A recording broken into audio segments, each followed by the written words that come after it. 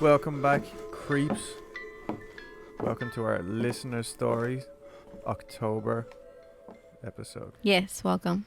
All right, so as I'm sure you're all aware, this is just purely listener stories. We're going to read 6, I think. So it probably won't be as long as our usual rant, but hopefully everybody finds it nice and spooky. 'Tis the season.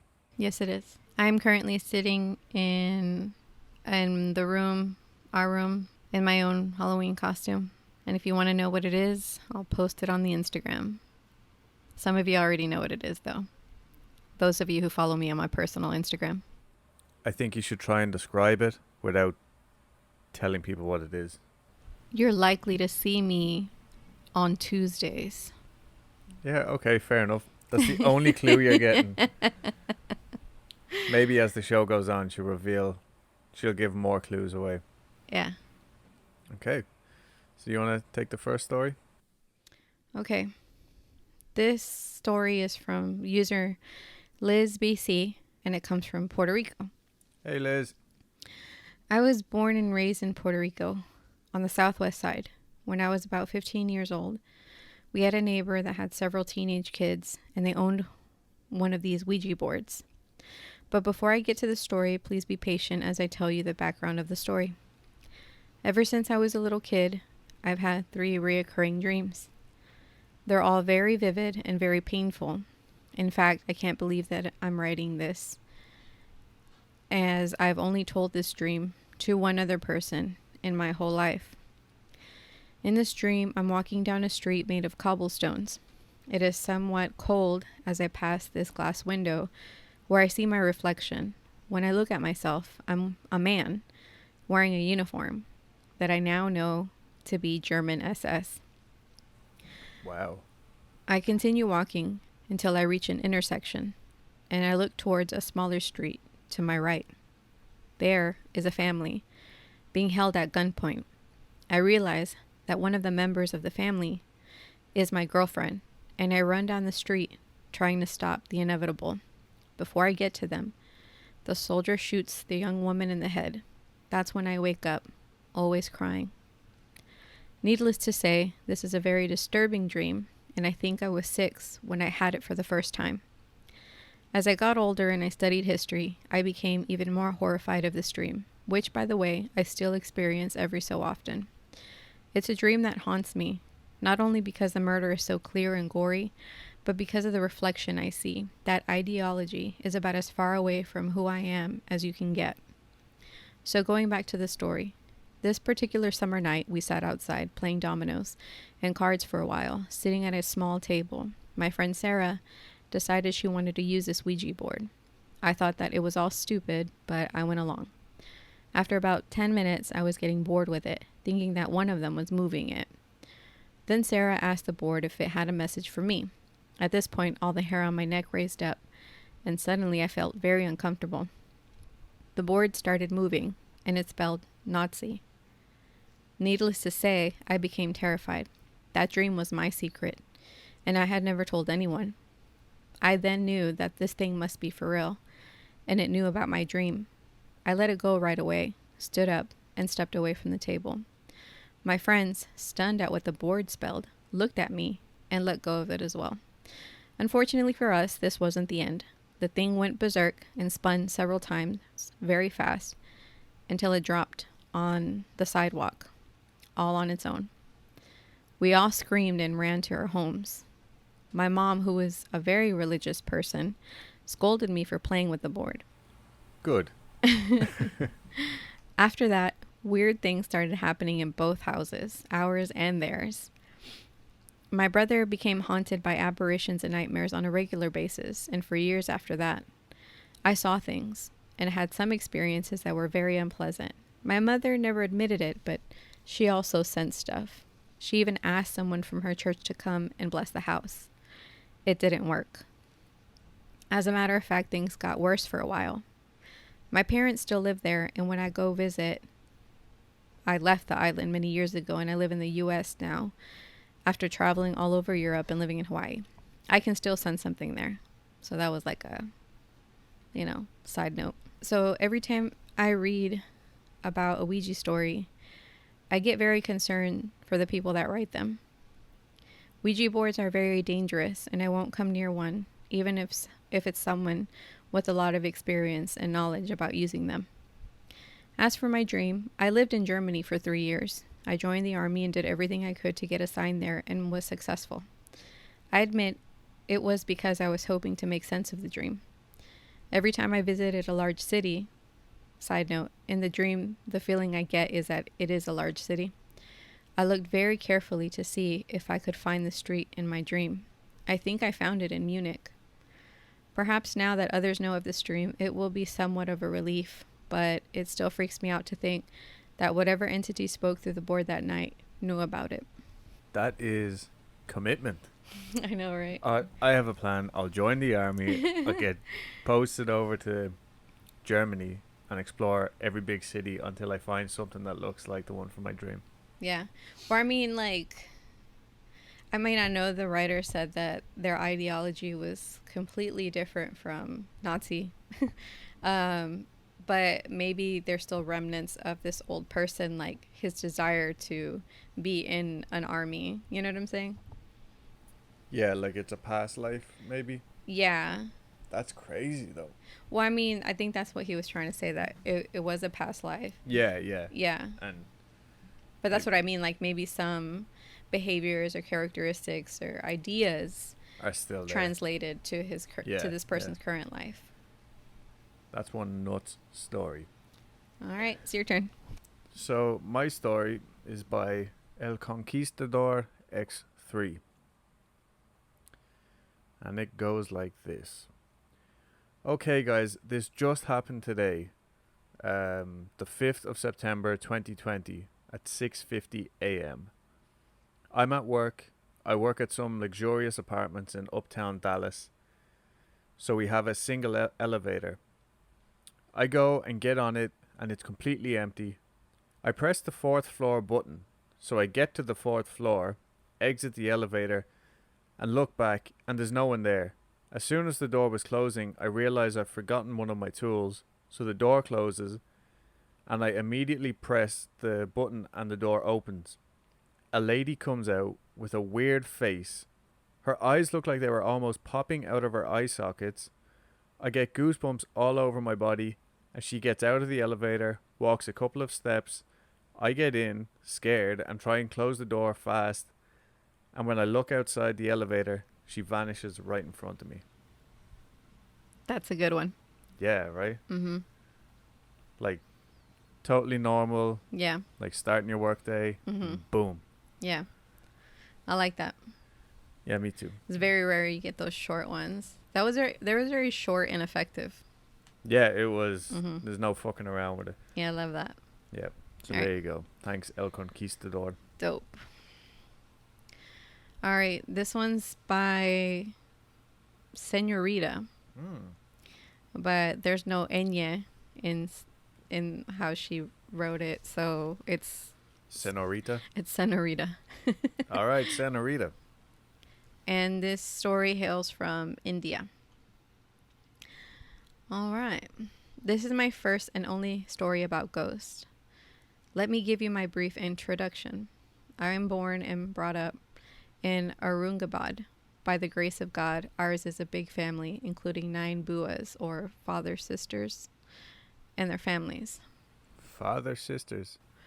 It could be that the father is one kid and then he has 9 sisters. Oh, so like a different word for aunt. Yes. Okay. I don't know why I didn't think of that. This happened before 1970, years before I was born. One of my buas, let's call her Lucy, was married in Punjab. Her in-laws were middle-class people. Once she was drying clothes on her terrace, and she found a beautiful and brand new red color chuni. Chuni is a scarf, for your understanding, the one we Indian females use to cover our heads out of respect for elders of the family. She kept it for herself, thinking it had come flying from someone's terrace. In those days, people used to hand wash their clothes and put them on ropes on terraces, for drying. If you are from India, or if you ever go to India, then you will see clothes drying on terraces even today. Anyways, things were fine while the chuni was new, but as soon as it started fading out, things went bad to worse. Like my Bwaji suddenly became very aggressive, rude, and powerful, and she started abusing language in front of the elders in my family. I'm guessing that's the lady who has the Yeah, the scarf. yeah, so her aunt. The scarf holder. Yeah. She started traveling to different cities on her own without informing anybody at home. In the beginning, everybody ignored her suddenly changed behavior, thinking she would be fine again, but things got worse. Once it was a wedding of my younger Bua, and Lucy was also invited along with her in-laws for the wedding. In Indian weddings, especially in our caste, Punjabis, the groom comes along with a big crowd of all friends and relatives along with an orchestra. They all come dancing and singing to take away the bride along with them to the groom's house. Everything was fine, but as soon as Bharat, which means the groom's side of the people, the groom's family, Yeah. and the orchestra came, something happened to Lucy. She started acting weird.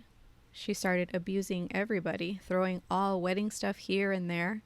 She became so powerful that she literally lifted a heavy wooden cord and threw it away. I guess like a branch or something, Yeah. Weird. Or like a log. My grandfather and father, who was strong and 6 feet plus tall men, were unable to control her. Somehow they locked her in one room, but she broke the heavy wooden metallic door. What? Heavy wooden metallic door. I guess it's wood and metal. Within an hour's time. Other family members called some fakir, which is a holy man, and the holy man did something and calmed her down. Later on, after the wedding, that fakir was called again and asked to help us to get rid of Lucy's problem forever. He informed my family that somewhere a newly wedded bride had died. In India, if a newly wedded bride dies, her dead body is made up just like a newly wedded bride, with all the makeup, jewelry, red-colored clothes, and many gifts, and then her body is set on fire along with those things.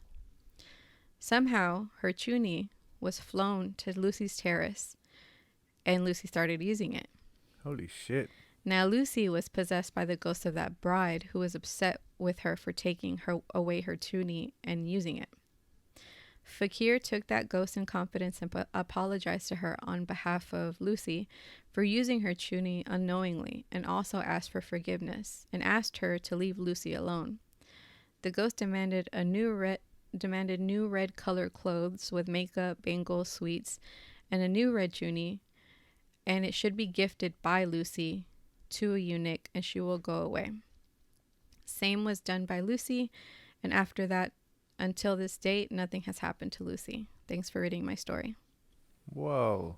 Yeah. That's crazy. Yeah. Okay, so I think I did read this one to you when I got it because I thought it was like crazy. So just act surprised. Okay. So it's called Something Bad Happened While I Was Camping. I'm Just Not Sure What, by Kohaku's mom. I went camping 6 years ago with a now ex-boyfriend of mine. The campsite we picked was beautiful. We were able to drive in through some rough trails. The spot we picked was next to some hiking trails that weren't very far from some natural hot springs and a huge waterfall. We were in the middle of nowhere. Absolutely no one was around. We set up camp next to the car, went hiking, soaked in the hot springs, came back and had dinner. It was all very normal until we woke up the next day. I need to give some context as to how we slept that night so you can understand my confusion. Before we went to sleep, I put our food cooler and a stereo that we brought in the car and locked it. I put the keys in the front pocket of my backpack and put the backpack next to my sleeping bag on the far side of the tent, away from the door of the tent. My boyfriend at the time slept nearest the door of the tent with a gun next to him. We woke up the next morning and I felt fine. I had slept hard, and from inside the tent everything seemed normal. When we got out, our campsite was absolute chaos. The fire pit we had made was ruined, The cooler had been thrown and food was scattered all over the place. The stereo was smashed to pieces, laying next to a tree. All of the car doors were open, including the trunk. We stood there for a minute in silence, just taking everything in. The woods felt off now. It was quiet, and not the beautiful campsite that I saw yesterday. Everything about those woods felt wrong now. My ex accused me of not locking the car the night before, and that an animal got in our stuff. I promised that I had locked it and went into the tent to grab the keys from my backpack, but they weren't there. I found them later on the ground right next to the car. We quickly threw everything in the trunk and left. My boyfriend was quiet and wouldn't talk to me about what had just happened. He finally spoke up when we were almost home and told me that he had had a dream the night before about something kneeling over him in the tent, holding his gun and just staring at him. When I tried to ask him more questions, he got quiet again and said he didn't want to talk about it, and that I shouldn't talk about it anymore either. I've tried to forget about it, but I just can't. Something really wrong happened to us in the woods that night. That's crazy. Yeah, and that's what Mr. Jim Harold would call a head scratcher. Yeah. Yeah, I have no idea what could have happened there. Like, literally could have been anything. Like, Yeah. a bear's not going to come in and politely lean over you and take your keys from the backpack and, Yeah. you know? Like, what And, the fuck? like, why didn't they wake up if Yeah. the radio was smashed? Getting their shit thrown around and... You'd wake up. Unless they were, like, using recreational drugs or something. Yeah. Like, it reminds me of, like, maybe alien stories and stuff like that, you know, when people are just under some weird fucking... Mm-hmm. Like, they're not in control of themselves. Yeah. And then, like, why would you wreck everything outside and just leave the people inside? Yeah. And maybe the guy didn't really have a dream. It just happened that way. And he thought it was a dream. Yeah. He seems like a rationalist. Yeah, maybe that's why he didn't want to talk about the story anymore, because he didn't have like a solid, he couldn't explain it away logically. Yeah, yeah. So he's like, better to just sweep it under the rug. It's a shame they broke up. I'd like to hear his point of the story, like all these years later. Yeah. All right, so this is my last one. It's by Nephilim, and this story is from South Africa. Oh, what's up, South Africa? In the house we rented previously, we had a few unusual guests from time to time, mostly after our son was born. My wife and I would often catch glimpses of them as they moved around the house, but we never felt any negativity from them. In fact, I got the distinct feeling of family popping in to see the new additions, so I left them alone. Sometimes things would go missing from where you put them. I would ask politely for it to be put back when they're done with it, and the items were always returned to the spot that they vanished from. I'm pretty sure a lot of you will know what I mean. However, when our son Connor, he's 4 now, going on 40, and has an amazing imagination, started to walk and talk, he would often speak about his friends, Loco, who he blamed for everything, and Speed. He calls anything that goes fast Speed. Loco was apparently a little brown-haired boy, and Speed apparently looked like Connor.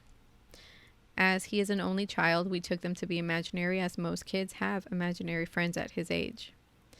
Just after we made the decision to get our very own place, I was putting him to bed one night, and he told me that he and his friends are very sad that we're moving away. I thought he was referring to his creche friends, so I explained to him, by the way, creche is like a daycare. So I explained that we are only moving to a new house, but he would be in the same creche. He said, no, not my school friends, my home friends. I asked him which friends he was talking about, and he said that Speed was very sad because Loco is being nasty and says that he can't come with us. I told him not to worry, because even though friends can be far apart, they can still be friends, and that he mustn't be sad. After I tucked him in, I went to the kitchen to start the tedious task of clearing out the cupboards. About 10 minutes later, I heard some noises from his room. Sometimes he will lie in his bed and play with a toy when he's not tired. So I called out that it was not playtime and that he should go to sleep. The noise stopped. He called back that he wasn't playing. Loco is. So I went to check, and he was still lying as I had left him, all tucked in. I played along with him and made a show of trying to usher Loco out of his room. He started laughing hysterically. I asked him why he was laughing, and he said, "Because, Daddy, Loco is not by you." So I asked him where Loco was, to which he replied, "He's behind you, making funny faces." I turned around, put my hands on my hips, put on my best daddy voice, weird, and said, "Come, come, it's not playtime now. It's time for bed." And again, ushered Loco towards the door. "He's going now, Daddy." 2 nights later, my wife was away on a business trip. My son was asleep, and I was packing boxes in the lounge. After about 2 or 3 hours, I gave up on the packing, put something on the TV, and must have nodded off. I got woken up by what at first I thought was my son putting his hand on my arm. I very clearly heard his voice say, "Come, come, it's time for bed." It took me a second to realize that the face I saw in front of mine was not my son. It looked very familiar, but distorted slightly. I got a bit of a shock, rubbed my eyes, and when I took my hands away, it was gone. No. No.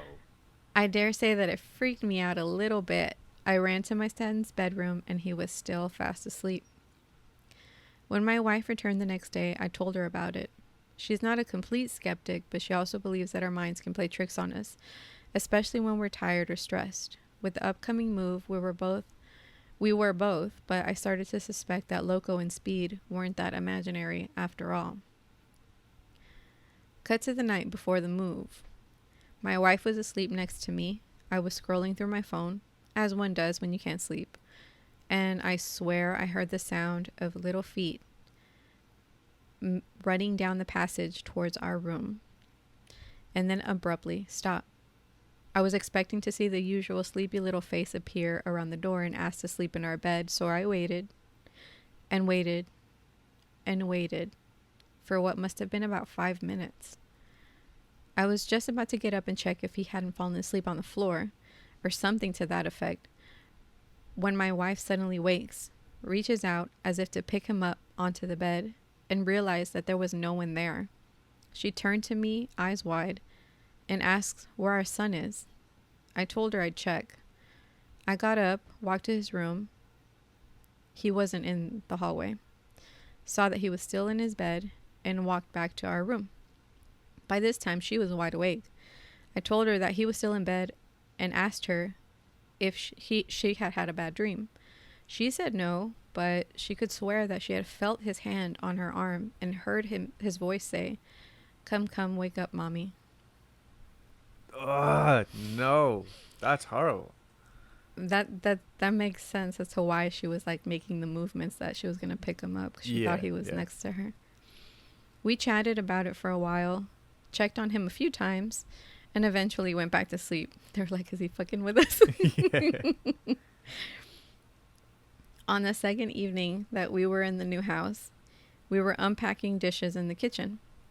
Our son was playing in his new room upstairs when we heard a door slam shut. We both called out but got no reply. I was halfway up the stairs when I hear the door open, and our son came running out of his room, tears streaming down his face. I took the last 3 or 4 steps in one bound, grabbed him, thinking he may be hurt, and asked him what was wrong. After he calmed down, he said that Loco didn't like the new house and was being nasty, and scared him and slammed his door. I said to him that I thought Loco couldn't come with us to the new house. He said no, only Speed didn't come, but Loco did. Now, I may not be a mama bear, but don't mess with my boy.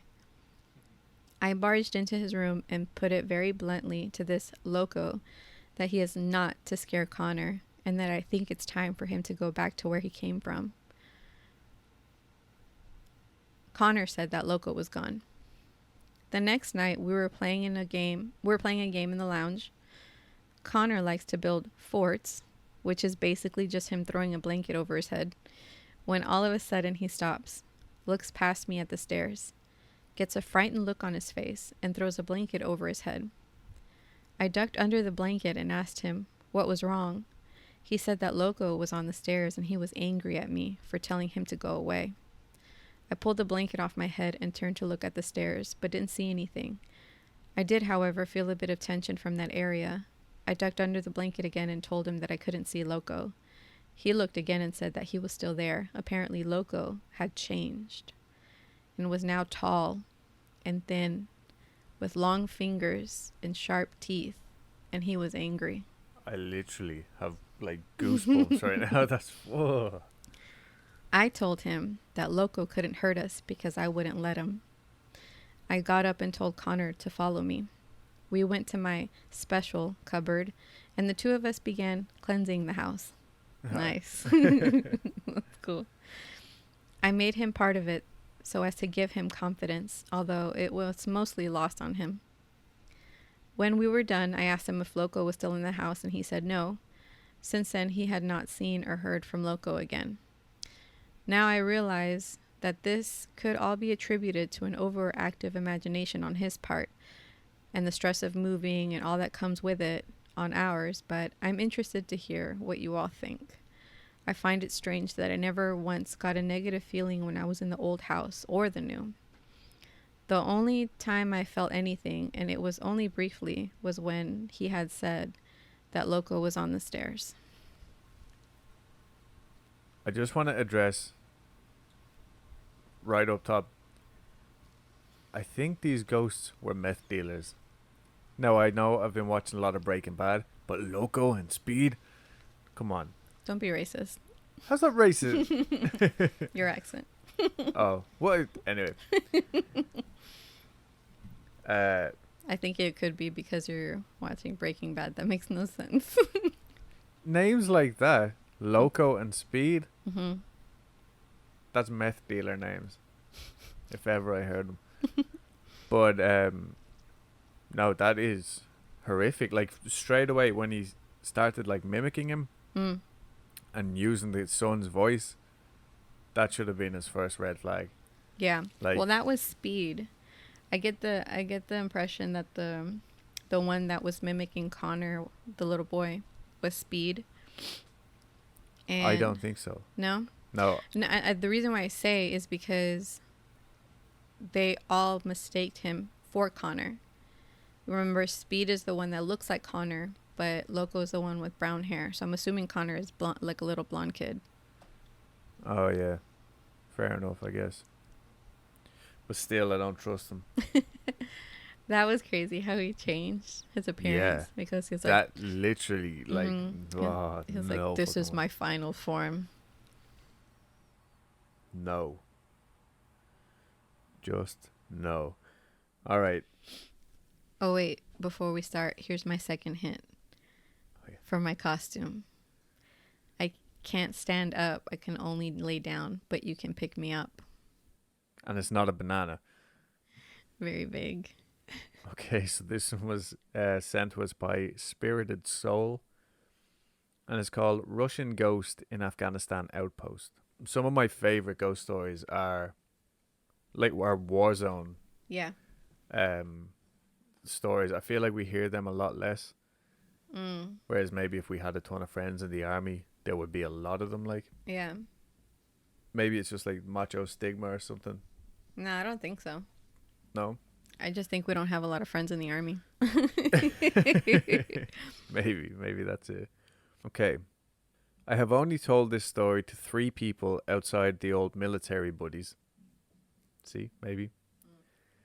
Who have had similar stories to this experience. First, I need to set the scene. Tucked in a mountain valley in Baglan, Afghanistan, is a place called Russian Hill. Tapa Gurgan, I think, is the best phonetic spelling of the local name. We just call it Tapa. Tapa is the only hill in this entire valley, and that is not by mistake. It is a burial mound that has existed since the time of Alexander the Great. Generations of locals have been buried here. This also includes the dead Russians from the failed invasion back in the 80s. Now, what did the American Special Operations do when they came to this valley? Level it off and stick a combat outpost on top. Jeez. Woo! That's America! That's bad news bears. So this is where my story begins. I was a regular army paratrooper attached to the special operations team that built the outpost. One of the roles of the regular army guys was to watch the radios at night. I don't know why you'd be watching a radio, but okay. Why don't I watch TV? I listen to radios. This is top secret army lingo, okay? Please don't shoot us. We would always get weird babble on them at night that could be written off as interference, though years as a radio operator for my team led me to think otherwise. I had that duty one night, 2:45 to 3 a.m. My shift ends, and I walk down the hill to our little bathroom area. I'm doing my business in this little cinder block hut with a hole when I hear walking up the hill next to me. I at first think nothing of it, probably just one of the local guards coming up for a shift change. But being the middle of the night and me in a combat zone, I do listen and I do pay attention. I can hear the sound of gear rattling, which I know for a fact that our locals don't wear gear with metallic buckles or boots for that matter. I've been on patrol with them multiple times and they hang around the outpost. I know what they sound like when they move. This was not that. This was the heavy-set boot steps of a soldier in combat gear. Now, not wanting to die on the throne, and the fact that I was one of the very few Americans posted at this outpost, I decided I probably needed to know who was going up the hill. So I crack the door and peek outside, and holy hell bananas, there is someone on the hill. It happened to be a mostly full moon, and I had some decent ambient light. They were carrying an AK, so not an American. They also had on a uniform and not the typical Afghan garb. Not one of our ALP, because we know what that is. At this point, they are close to the top of the hill, and this person is not someone from the outpost. I grab my rifle and pop out the door, and I run up the hill after them. I get to the top, and not a single person was around. I walk over to the building where the radio guard is and knock on the door. My buddy answers and asks what's up. I checked to see if anyone else was up or came in there, and he said that no one has come out of the barracks. He bummed a cigarette and laughed about what just happened. The next day, while eating lunch, we joked about it, and one of the special ops guys, who had been there longer, told us that it was the resident Russian ghost. He claimed he started appearing after they used the dirt from the hill to fill our HESCO baskets for the wall. Turns out they found some bones while doing it. He even told us that he had been face to face with it and even drew his sidearm. All the other guys kind of chimed in about their own creepy stories of the place. I got moved to another outpost a few weeks later. Always got super creepy feelings whenever we would visit there. Had a few more weird experiences there. That country has got some energy to it. Yeah, I'm sure it does. Like, it's been a war zone for what, like fucking 40 years or something. So that's the story. One thing about the, and I, as I was reading it, even like the first time I read it, do you think he wiped?